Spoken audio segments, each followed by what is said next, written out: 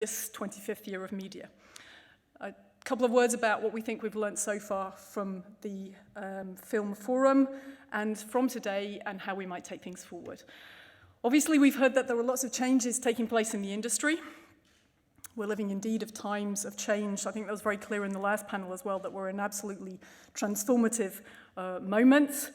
But there is, I think, one thing that's been very clear throughout, and that is that there is no one size that fits all.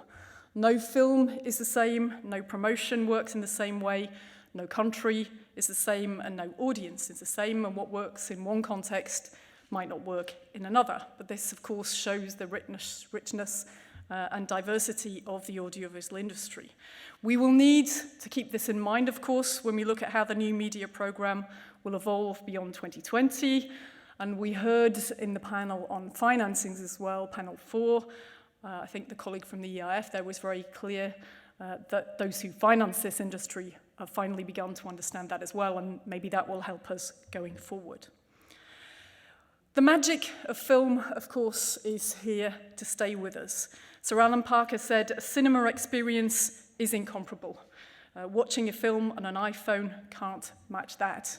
And indeed, I can say from looking at my young daughter, who's 10, who consumes a lot on YouTube of Sam and Nia, and also old versions of Got Talent, but she still is keen at the weekend to go and watch the latest film. So even our generation, the generation of our children, which is very different, still are captured by film. But the other message that came through, I think, was that we need to reflect and understand better audience behavior and how users consume content. In the Game Changers panel, where we had young filmmakers who came to talk, they emphasized that they're taking a very pragmatic approach and that they go with what works. And they are really driven by what the consumers are wanting. So we need to help consumers find this content, and it means, I think, making a paradigm shift. The final panel as well, it was very interesting to hear that the industry has been too production-centric, and we should be more audience-centric, and that this is where technology is opening the way to change. In Europe, we have the potential to tell stories, but in this world, it's not enough. We need the audiences to help find the stories.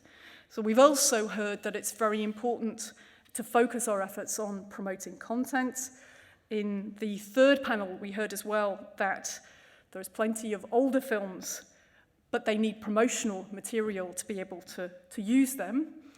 And we, I think, explored as well the challenges.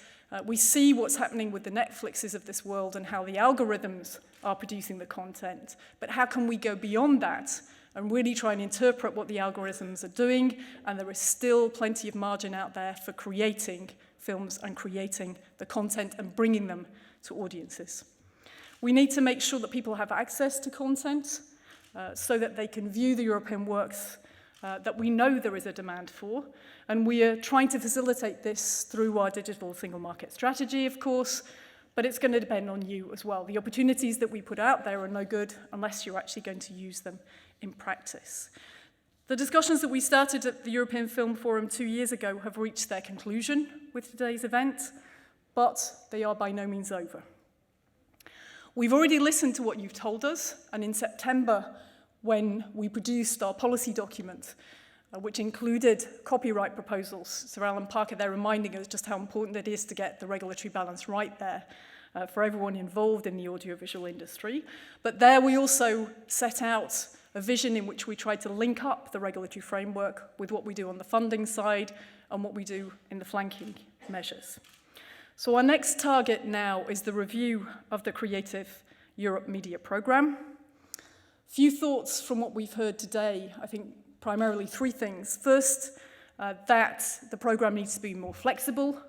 We need to try and get out of the silos. And there are ideas, I know, that have come from within the team, but now are being picked up as well, of getting out of the silos through, for example, using festivals as innovation hubs. Not just for showing film, but also for experimenting around film and seeing what we can do with technology and virtual reality, for example.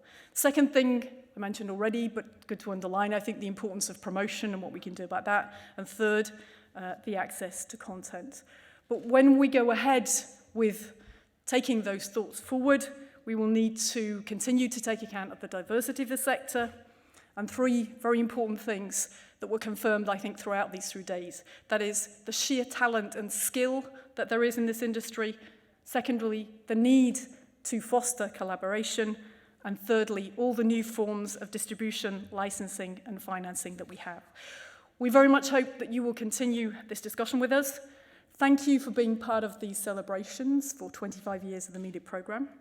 I hope you can be with us for the next 25 years. Even though I'm a Brit, I'm very confident about Europe's future and that we will keep this programme going. If you can't commit to the next 25 years, at least commit for the next couple of years that we have on this road to try and make the industry strong and really give it the protection that it needs so that Europe can take its place in the world in this industrial sector. Thank you very much for being with us and have a good weekend.